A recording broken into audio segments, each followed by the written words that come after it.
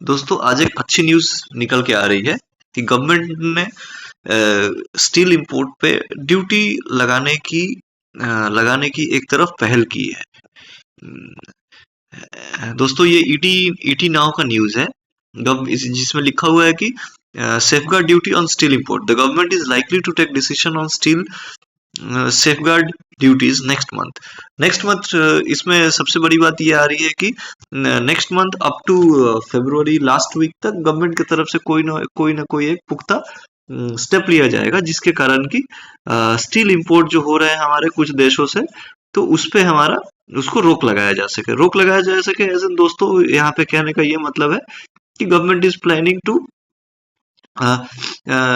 Make the steel prices competitive. Actually दोस्तों होता क्या है कि चाइना से और वियतनाम से और जापान से जो स्टील हमारे देश में आता है, उस स्टील का प्राइस जो है वो हमारे इंडियन मार्केट के सेलिंग प्राइस से कम रहता है। अब उसके कारण ये होता है कि जो हमारे डोमेस्टिक स्टील कंपनीज है उनको लॉस जो है वो सहना पड़ रहा है, और ये काफी महीनों से चल रहा है।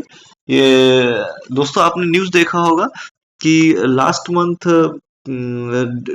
मंथ दिसंबर फर्स्ट वीक में एक न्यूज आया था कि गवर्नमेंट ने प्लान किया है कि 25% कस्टम ड्यूटी जो है वो बढ़ाएगी। अभी जो हमारे संदीप पौंडरिक है, जिसका कि मैं आपको यहाँ पे मोबाइल स्क्रीन पे फोटो दिखा रहा हूँ। संदीप पौंडरिक जी जो है वो स्टील मिनिस्ट्री में उच्च पद पर अभी स्टील मिनिस्ट्री में सेक्रेटरी पद पे ये काम कर रहे हैं।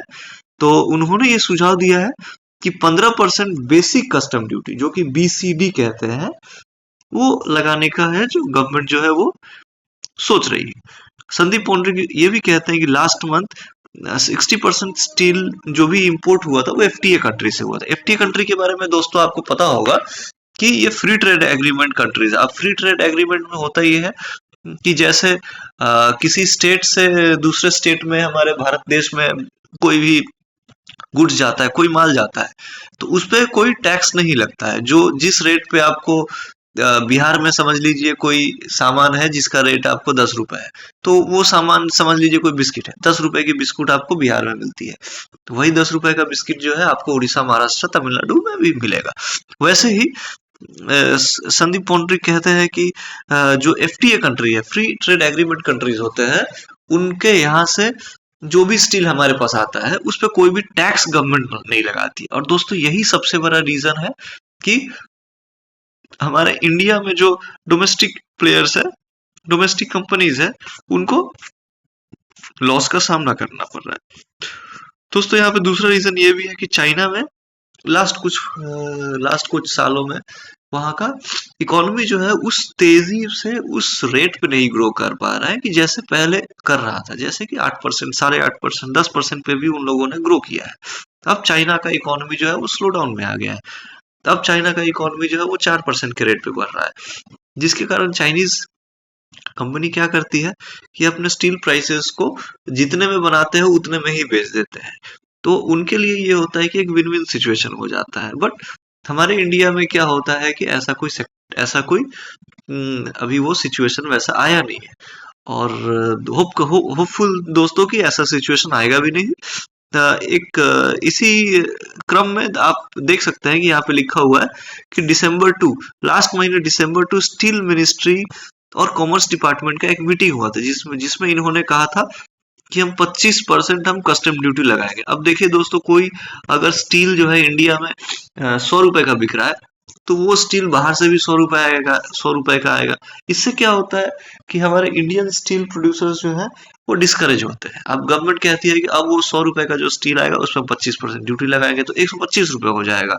देखिए इससे दोस्तों कॉमन लोगों में बहुत ज्यादा कोई फर्क नहीं पड़ेगा उनके लाइफस्टाइल में, क्योंकि ये स्टील का प्राइसेस है। आप देख सकते हैं कि इंडिया का स्टील इंपोर्ट जो है वो 5.5 मिलियन टन था अप्रैल से सितंबर के बीच में। सबसे बड़ी बात यह है दोस्तों कि 5.5 मिलियन टन जो होता है 5.5 इंटू 10 लाख टन होता है, और इतना बड़ा, इतना ज्यादा कैपेसिटी इंडिया में, वो भी हम जो इंपोर्ट करते हैं वो फिनिश्ड स्टील होता है। सबसे बड़ी बात यह है कि चाइना हमसे रॉ मटेरियल लेके जाता है और फिनिश स्टील हमको बेच देता है, वो भी ज्यादा भाव पे। तो दोस्तों कैसा लगा वीडियो आप बताइएगा। ये मेरा फर्स्ट वीडियो है, होपफुल दोस्तों आगे मैं वीडियो लाते रहूंगा जो भी स्टील इंडस्ट्री है, पावर इंडस्ट्री है, इन सब के रिलेटेड। दोस्तों नमस्कार, थैंक यू, धन्यवाद। मेरे चैनल को सब्सक्राइब कीजिए, लाइक कीजिए। मैं कोशिश करूंगा कि इससे अच्छे अच्छे वीडियो में लाते रहूं। धन्यवाद, नमस्कार।